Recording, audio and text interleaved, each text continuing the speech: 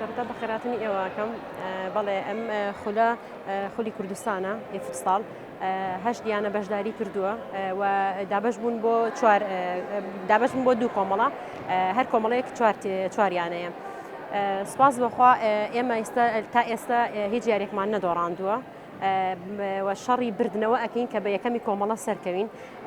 ئەمە سێم یاریمانە و دوو یاریمان بردوێتەوە ئەم یاریشمان تەعادول بوو کە تیپی زاخۆ ماشەڵڵا ئافرەتانی زاخۆ ئافرەتانێکی هەر یانەیەکی بەهێزن لە فوتساڵە و ئێمە لە ماوەی دوو ڕۆژە توانیمان کە بڕیاری بەشداریکردن بین و ئەم کچانە کۆکەینەوە و سواز بەخوا ئاستێکی زۆر باشیان هەیە زۆر لیان ڕازیم.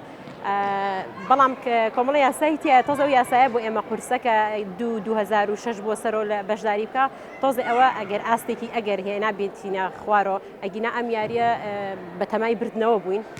بەڵام سپاس بەخوا ئەنجامەکەش هەر بە دڵمان بوو ئەم ئەنجامەش باش بۆ ئێمە چکە هەردوو لە ڕکابەرێکی بەهێزن.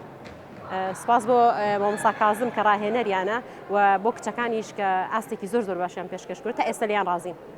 وەرزش لە هەڵەبجە بە تایبەتی فوتساڵ تۆپی پێ بۆ کچان زۆر بەرەو پێشەوە چوت ینی ئەبینی ڕۆژ بە ڕۆژ یاریزانی تۆپی پێمان زیاکە و زیاتر ئاشنا ئەبن بە تۆپی پێ و یاریزانەکانیشمان لە دەرەوە یاری ئەکەن بۆ قووەجەویە و نەفتی کەرکووکەوانە. سپاس بخوا بەرەو پێشەوە ڕۆشتە لە چەند ساڵانی پێشوە.